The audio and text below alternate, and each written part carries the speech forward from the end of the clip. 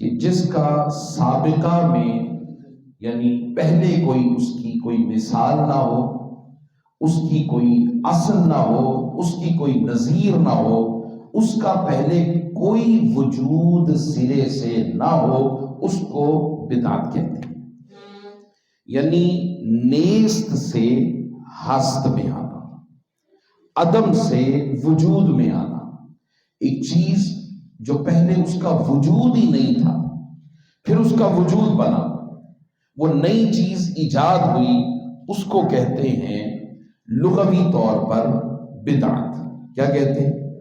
قرآن مجید فرقان حمید میں یہ لفظ استعمال ہوا ہے اور اللہ رب العزت نے اپنے لیے اس کو استعمال کیا بدیع السماوات والارض کہہ کر، کہ اللہ کی ذات وہ ذات ہے کہ جس نے آسمانوں کو اور زمین کو عدم سے وجود بخشا۔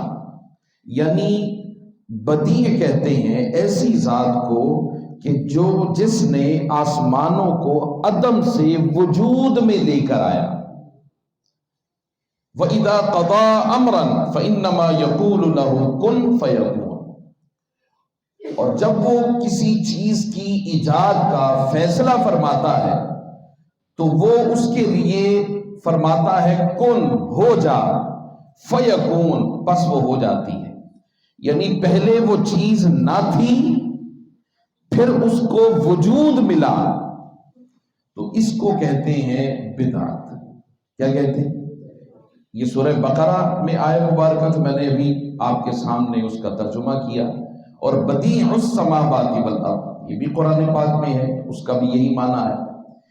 اسی طرح وَرَهْبَانِيَّةً ابْتَدَعُوهَا مَا كَتَبْنَا عَلَيْهِمْ، کہ اللہ پاک نے فرمایا کہ جو رہبانیت تھی نا پہلے، یعنی دنیا سے بالکل کٹ جانا، نفسانی خواہشات کو بالکل ترک کر دینا اور گوشہ نشین ہو کر صرف اللہ رب العزت کی عبادت کرنا دنیا سے کٹ کر، اس کو کہتے ہیں رہبانیت۔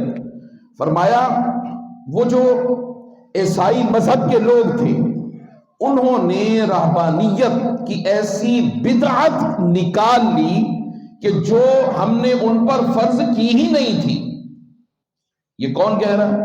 قرآن پاک میں اللہ رب العزت فرما رہا ہے کہ رہبانیت کی ابتدعوہا، یہ بدعت کہا ہے قرآن نے، کہ وہ رہبانیت انہوں نے ایسی بدعت نکال لی کہ جس کا سرے سے اللہ پاک نے انہیں حکم دیا ہی نہیں تھا، اس کے باوجود بھی اللہ رب العزت فرما رہا ہے کہ یہ جو انہوں نے بدعت نکالی ہے نا رہبانیت کی، یہ اس وجہ سے نکالی ہے کہ مولا راضی ہو جائے۔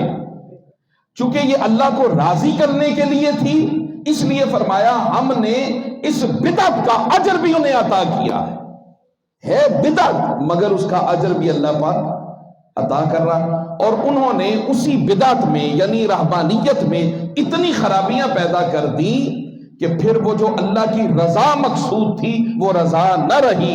اس لیے حضور صلی اللہ تعالی وسلم نے پھر فرمایا لا رہبانیت فی الاسلام، یہ فرمایا اسلام میں رہبانیت کا کوئی وجود ہی نہیں ہے۔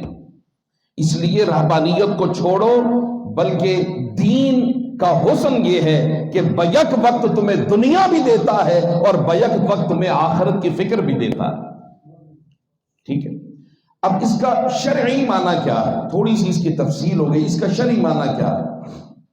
اس کا شرعی معنی علامہ یحییٰ بن شرف نووی رحمت اللہ تعالی علیہ وہ فرماتے ہیں کہ ایسا کام جو عہد رسالت مآب صلی اللہ تعالی علیہ وسلم میں نہ کیا گیا، جو حضور صلی اللہ تعالی علیہ وسلم کے دور میں کام نہیں ہوا، بعد میں ہوا، اس کو کہتے ہیں یہ کیا ہے؟ بدعت۔ یہ کیا ہے؟ بدعت۔ تھوڑا سا آپ بھی چلیں گے۔ اچھا، غیر مقلدین کے امام ہیں امام ابن تیمیہ۔ امام ابن تیمیہ خود بدعت کی تعریف کرتے ہیں، وہ فرماتے ہیں بدعت اس کو کہتے ہیں کہ ایسا کام کہ جو اعتقادات یعنی عقیدہ جو ہوتا ہے اعتقادات اور عبادات. عبادات مینز جیسے نماز ہے، روزہ ہے، زکوٰۃ ہے، حج ہے اور دیگر عبادات. وہ اعتقادات اور عبادات میں کتاب و سنت اور آثار صحابہ اور اخیار امت کے اجماع کے مخالف ہو، یعنی کتاب اللہ کے خلاف ہو کوئی عمل، سنت کے خلاف ہو کوئی عمل، جس میں عبادات میں، اعتقادات میں، عقائد میں کوئی کمی بیشی ہو رہی ہو، یا جو علماء امت ہیں ان کا جو اجماع ہے اس کی مخالفت ہو رہی ہو، فرمایا یہ بدعت ہے، اس کو بدعت کہتے ہیں. آپ سمجھ رہے ہیں بات کو؟ پھر احمد حسن خان بھوپالی، یہ بھی غیر مقلدین کے امام ہیں، وہ بھی بدعت کی تعریف میں وہ کہتے ہیں کہ بدعت ایسا نیا کام کہ جس سے سنت کو ترک کرنا لازم آ رہا، یعنی جس سے حضور صلی اللہ تعالی علیہ وسلم کی سنت ترک ہو رہی ہو. کہا کہ ایسا کام یہ بدعت کہلائے گا. اور اگر سنت ترک نہیں ہو رہی تو پھر کہا کہ یہ بدعت ایسی بدعت ہے جو مباح ہے، اور مباح کہتے ہیں جائز کو، یعنی ایسا کام ایجاد ہو گیا جو نیا تھا مگر اس سے حضور صلی اللہ تعالی علیہ وسلم کی سنت ترک نہیں ہو رہی. اگر سنت ترک نہیں ہو رہی، کام نیا ہے اور نئے کام ہونے کی وجہ سے وہ بدعت ہے، مگر بدعت ہونے کے باوجود بھی فرمایا وہ اباحت کے زمرے میں آئے گا، جائز کے زمرے آئے گا، حرام کے زمرے میں نہیں آئے گا. یہ بات آپ سمجھیں؟